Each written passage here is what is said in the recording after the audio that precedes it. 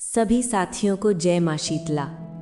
शीतला माता की पूजा सनातन धर्म में विशेष रूप से स्वास्थ्य और रोगों से रक्षा के लिए की जाती है। शीतला माता का व्रत करने से चेचक, फोड़े, फुंसी, बुखार और त्वचा रोगों से रक्षा होती है और घर परिवार में स्वास्थ्य, शांति और सुख बना रहता है। बच्चों की लंबी उम्र और रोगों से बचाव के लिए माता शीतला की आराधना की जाती है। गांव और परिवारों में महामारी या बीमारी से रक्षा के लिए भी उनकी पूजा की परंपरा है। माता शीतला की कृपा पाने के लिए कमेंट में जय मां शीतला अवश्य लिखें। प्रिय साथियों, कथा को अंत तक अवश्य सुनें। ये कथा है उस समय की जब धरती पर प्रेम, करुणा और विश्वास की डोर इतनी मजबूत थी कि स्वयं देवियां अपने भक्तों की पुकार पर धरती पर उतर आती थीं। ये कथा है एक ऐसी बूढ़ी माँ की जिसकी कोख सूनी थी और जीवन में सिवाय पीड़ा के कुछ नहीं था। उसका दर्द इतना गहरा था कि पत्थरों को भी पिघला दे और उसकी पुकार इतनी सच्ची थी कि स्वर्ग के द्वार भी खुल गए। गांव की छोर पर एक छोटी सी टूटी झोपड़ी में एक वृद्धा रहती थी। उसका नाम था रामवती। उम्र के उस पड़ाव पर पहुंच चुकी थी जब शरीर का एक एक अंग साथ छोड़ने लगता है और मन केवल शांति की तलाश करता है। पर रामवती के जीवन में शांति कहाँ थी? उसका अपना कोई नहीं था, न पति, न बेटा, न बेटी। वो बिल्कुल अकेली थी, जैसे किसी सूखे पेड़ की शाखा जो तूफानों के बीच अकेली खड़ी हो। सुबह की पहली किरण से लेकर रात के घोर अंधेरे तक रामवती का जीवन संघर्ष और अकेलेपन से भरा था। उसकी झोपड़ी इतनी जर्जर थी कि कहीं से धूप अंदर आ जाती तो कहीं से बारिश का पानी टपकने लगता। सर्दियों की ठंडी रातों में उसके फटे पुराने कंबल भी उसे ठंड से नहीं बचा पाते थे। पेट भरने के लिए उसे हर रोज दर दर भटकना पड़ता। कभी किसी के घर बर्तन मांजती तो कभी खेतों में मजदूरी करती। लेकिन उसकी बूढ़ी काया अब इतनी मजबूत नहीं थी कि ज्यादा मेहनत कर सके। कई बार उसे भूखे पेट ही सोना पड़ता था। भूख की पीड़ा उसके शरीर से ज्यादा उसके मन को चुभती थी। लेकिन इस संसार में सबसे बड़ा कष्ट था लोगों की बेरुखी। जब वो किसी के दरवाजे पर पानी मांगने जाती तो लोग उसे अभागिन और मनहूस कहकर भगा देते। हट जा बुढ़िया, कौन जाने तू किसकी नज़र लगा दे, तेरे पास तो अपना कोई नहीं, हमें भी अशुभ कर देगी। ऐसे शब्द उसके दिल को चीर देते थे। अगर वो किसी बच्चे को प्यार करने की कोशिश करती तो माएँ तुरंत अपने बच्चों को उससे दूर कर लेती। दूर रह, कहीं हमारे बच्चे को कुछ हो ना जाए। इन तानों ने उसके जीवन को और भी दुखमय बना दिया था। वो सोचती, क्या उसका अपराध इतना बड़ा है कि उसे संतान सुख नहीं मिला? क्या ये पाप है कि वो अकेली है? उसका हृदय रोता था, पर आंसू भी अब जैसे सूख चुके थे। बस एक खालीपन, एक दर्द हर पल उसके साथ रहता था। कभी कभी वो आकाश की ओर देखकर कहती, हे भगवान, क्या मेरा जीवन सिर्फ दुख सहने के लिए ही है? उसकी ये पुकार आकाश में गूंजती, पर सुनने वाला कोई नहीं था। उसकी इस निराशा में एक ही सहारा था, माता शीतला का मंदिर। गांव से थोड़ी दूर पीपल के पेड़ों के बीच एक छोटा सा मंदिर था जहां माता शीतला विराजमान थी। हर दिन चाहे मौसम कैसा भी हो, रामवती वहां जरूर जाती। मंदिर के एक कोने में बैठकर वो फूट फूट कर रोती। उसके आंसू उसकी सारी पीड़ा बयां कर देते थे। फिर हाथ जोड़कर माता से कहती, हे माँ शीतला, तू तो जगत जननी है। तूने सबको संतान सुख दिया, फिर मुझे ही क्यों वंचित रखा? मेरा भी मन करता है कि कोई मुझे माँ कहकर पुकारे। उसकी आवाज में इतनी सच्चाई थी कि वो सीधे देवी तक पहुंच रही थी। रामवती की करुण पुकार यूं ही व्यर्थ नहीं जा रही थी। उसके हर आंसू, हर शब्द, हर आह सीधे देवलोक तक पहुंच रही थी। पृथ्वी लोक से बहुत दूर दिव्य लोक में जहां माता शीतला अपने तेजस्वी स्वरूप में विराजमान थी, वहां एक अद्भुत हलचल होने लगी। माता शीतला का हृदय करुणा से भर उठा। उनकी दिव्य दृष्टि बार बार उसी बूढ़ी रामवती की ओर जा रही थी। वे देख रही थी उसका सूना आंगन, उसकी खाली झोंपड़ी, उसका तड़पता हुआ हृदय और सबसे अधिक उसकी सच्ची भक्ति। माता ने मन ही मन कहा, मेरी ये भक्त इतनी पीड़ा में है और मैं शांत कैसे रह सकती हूँ? देवताओं के बीच एक दिव्य प्रकाश फैल जा। माता शीतला ने उसी क्षण संकल्प लिया, मैं स्वयं पृथ्वी पर जाऊंगी और इसकी गोद भरूंगी, इसकी बेटी बनकर। उनका ये निर्णय अटल था। ये केवल एक वरदान नहीं था, ये एक माँ का अपनी संतान के लिए प्रेम था। क्षण भर में माता ने अपना दिव्य स्वरूप त्याग दिया और एक छोटी सुंदर मासूम बच्चे का रूप धारण कर लिया। उस बच्चे के चेहरे पर अद्भुत तेज था, आंखों में मासूमियत और होठों पर हल्की मुस्कान। उधर रामवती अपने रोज के काम में लगी हुई थी। दिन भर की थकान के बाद वो अपनी टूटी फूटी झोंपड़ी में बैठी थी। पेट में अन्न का एक दाना भी नहीं था, पर मन में वही पुरानी पीड़ा थी। सूरज ढल चुका था और चारों ओर अंधेरा फैल रहा था। रामवती चुपचाप बैठी अपनी किस्मत को कोस रही थी। तभी ठक ठक, दरवाजे पर हल्की सी दस्तक हुई। रामवती चौंक गई। इस वीरान जगह पर इस समय उसे कौन याद करेगा। फिर एक कोमल मीठी आवाज आई, माँ दरवाज़ा खोलो, मुझे ठंड लग रही है। रामवती के कानों को जैसे विश्वास ही नहीं हुआ। माँ, ये शब्द उसने कितने वर्षों बाद सुना था। वो धीरे धीरे उठी, कांपते हाथों से दरवाज़ा खोला और जो उसने देखा वो उसकी कल्पना से भी परे था। दरवाजे पर एक छोटी सी सुंदर बच्ची खड़ी थी, उम्र लगभग 5-6 साल। चेहरे पर दिव्य आभा, आंखों में मासूमियत और होठों पर हल्की मुस्कान। रामवती की आंखें भर आईं।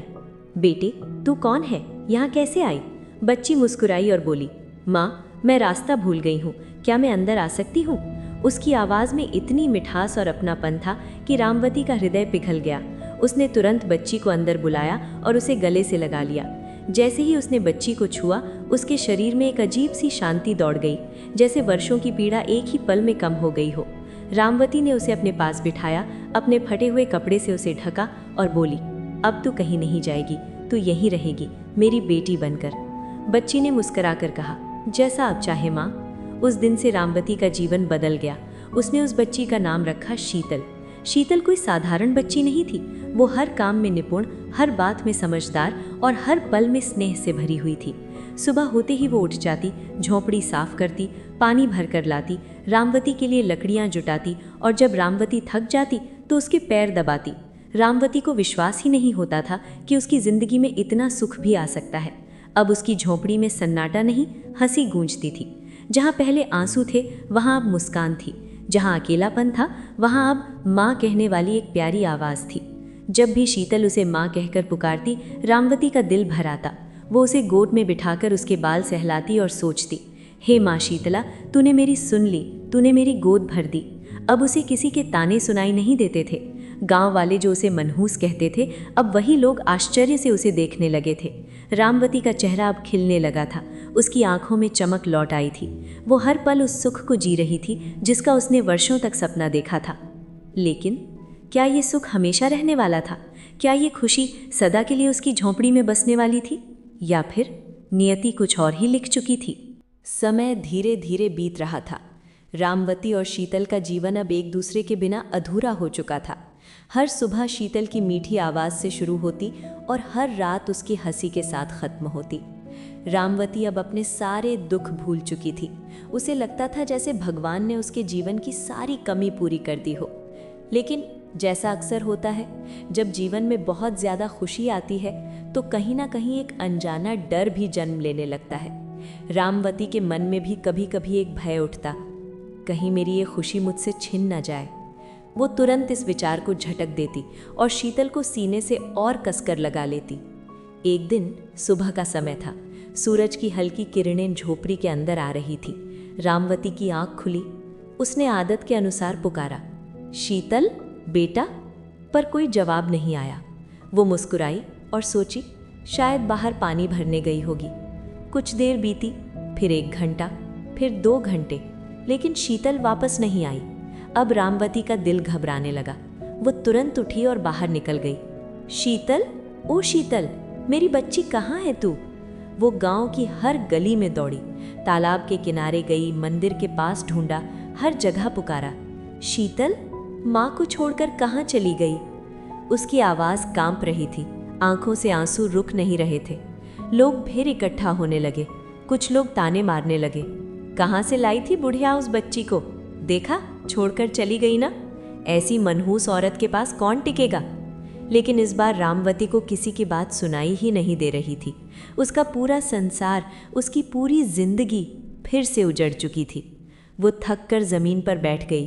उसकी आवाज़ अब धीमी हो चुकी थी। हे माँ, मेरी बच्ची मुझे वापस दे दो, मैं उसके बिना नहीं जी पाऊंगी। पूरा दिन बीत गया, फिर रात हो गई, लेकिन शीतल का कहीं कोई पता नहीं चला। टूटी हुई, थकी हुई, रोती हुई रामवती अपनी झोपड़ी में वापस लौट आई। आज वही झोपड़ी जो कभी हंसी से गूंजती थी, फिर से सूनी हो गई थी। हर कोना शीतल की याद दिला रहा था, जहाँ वो बैठती थी, जहाँ वो खेलती थी, जहाँ से वो माँ कहकर दौड़ती हुई आती थी। रामवती ने उस जगह को छुआ और ज़ोर ज़ोर से रोने लगी।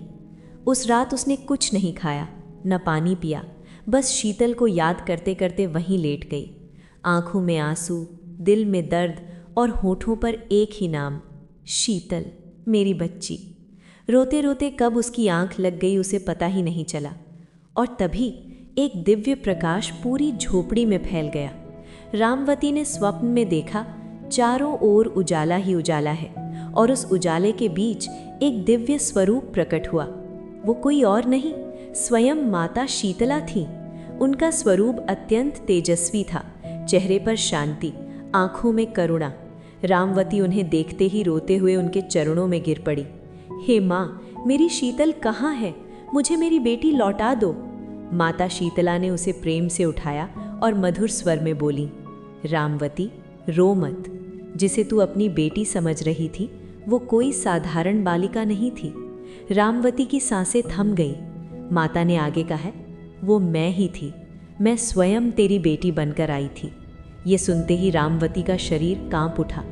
क्या मेरी शीतल आप थी?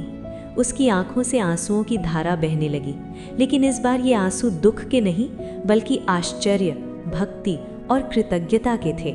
माता बोली, तुम्हारी सच्ची भक्ति, तुम्हारी पुकार, तुम्हारा दर्द, सब कुछ मेरे हृदय तक पहुंचा था।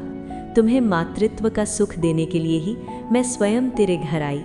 रामवती अब निश्शब्द थी, उसका हृदय श्रद्धा से भर चुका था। माँ, आपने मुझे इतना बड़ा सुख दिया। वो बार बार माता के चरणों में झुकने लगी। माता ने उसे आशीर्वाद देते हुए कहा, अब तुझे कभी अकेलापन महसूस नहीं होगा। मैं सदा तेरे साथ हूँ, तेरे हृदय में। धीरे धीरे वो दिव्य प्रकाश कम होने लगा और माता का स्वरूप अदृश्य हो गया। रामवती की आंख खुली। वो पसीने से भीगी हुई थी, लेकिन उसके चेहरे पर एक अद्भुत शांति थी। आज वो सब समझ चुकी थी। उसकी शीतल कोई और नहीं, स्वयं माता शीतला थी।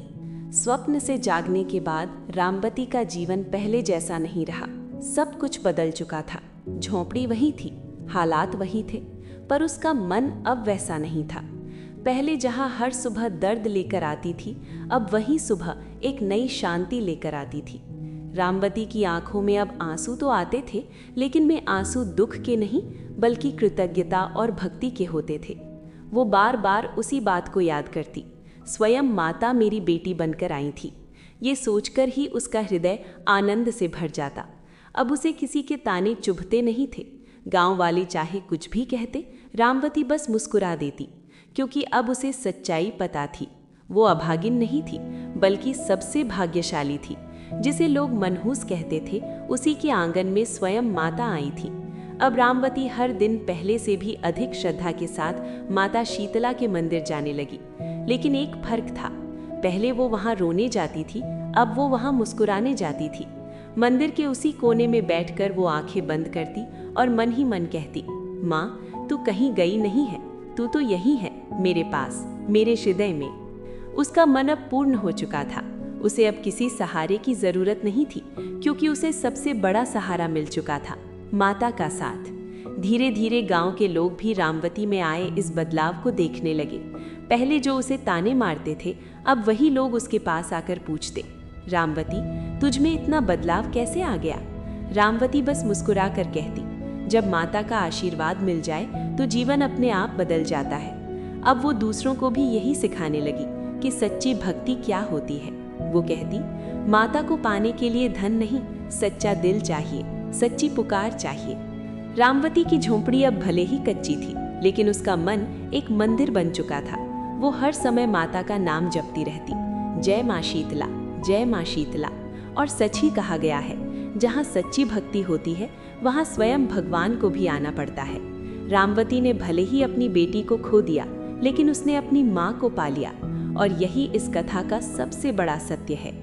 संदेश, मैसेज, जो भी सच्चे मन से माता शीतला को पुकारता है, माता उसकी हर पीड़ा हर लेती हैं और उसके जीवन में सुख शांति भर देती हैं। अगले दिन जब रामवती की आँख खुली तो उसकी झोपड़ी में वही सन्नाटा था, पर आज वह अकेली नहीं, उसके हृदय में एक नई रोशनी जल चुकी थी।